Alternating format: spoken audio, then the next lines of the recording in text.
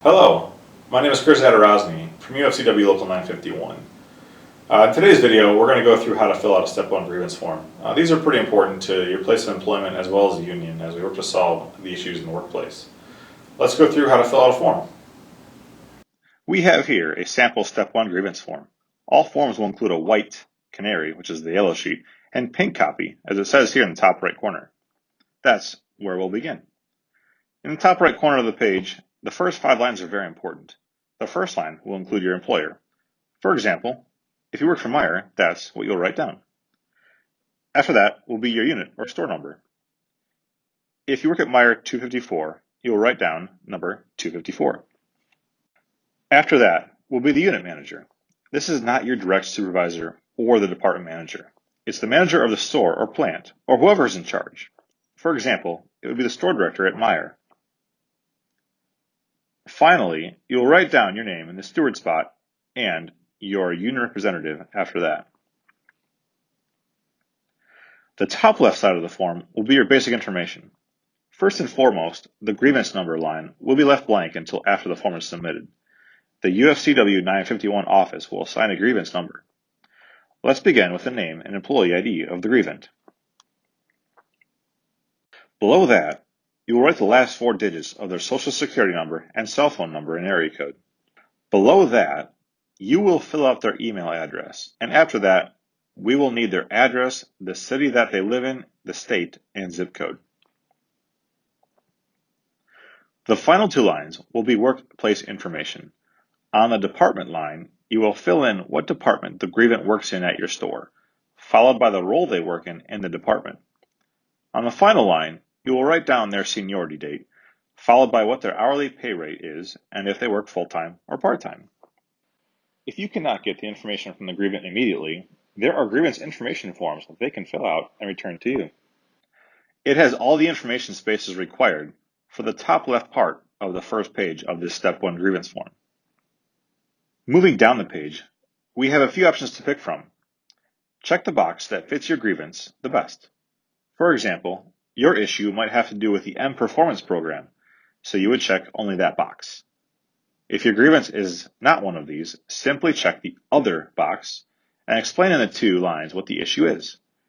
The article number must be filled out in accordance with what is found in your contracts. If you are unsure of which one, please contact your union representative. Below that, you will write out the date of the issue and then fill out the facts. No opinion as to why they were disciplined. Simply write the facts of what happened. After that, you will leave the Settlement Desired section alone. It has already been filled out. If the grievant wants to discuss a settlement, that can be discussed in the meeting. The final part of the form includes information about when the grievance was filed. Let's say we fill out the form today. We would write today's date. When the meeting is held is where we write the date of the meeting. After that, when you receive an answer, whether it's from the meeting or another day, is when you write down the date of when you received an answer.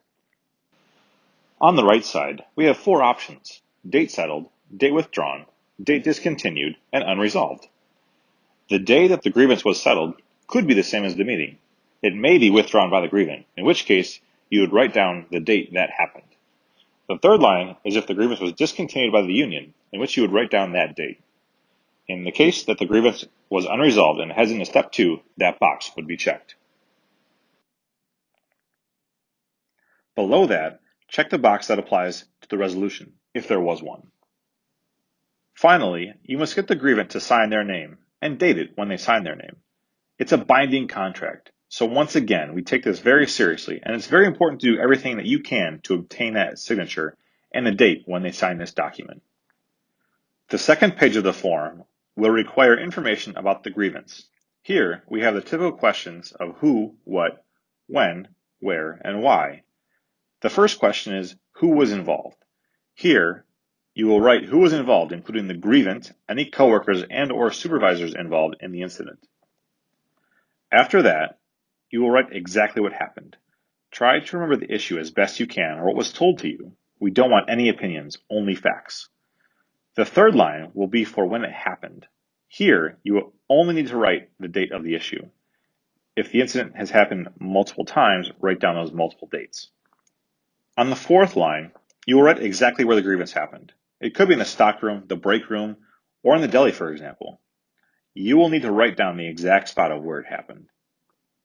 Finally, you will write why it happened. On the bottom half of the page, we have instructions as to how to file the grievance. Everything here is self-explanatory. Once you file the Step 1 grievance, you will need to contact your rep immediately upon the answer to the grievance. You don't have to notify the office when you have additional information, such as the meeting date or resolution date. You can call the grievance hotline below if you can't email or fax a copy of the grievance. The third page of the grievance form is about the meeting. On this page, you must print clearly with no cursive. The top of the page will include the grievance name, the date, and the time of the meeting. Below that will be your name, as well as the workplace and unit number.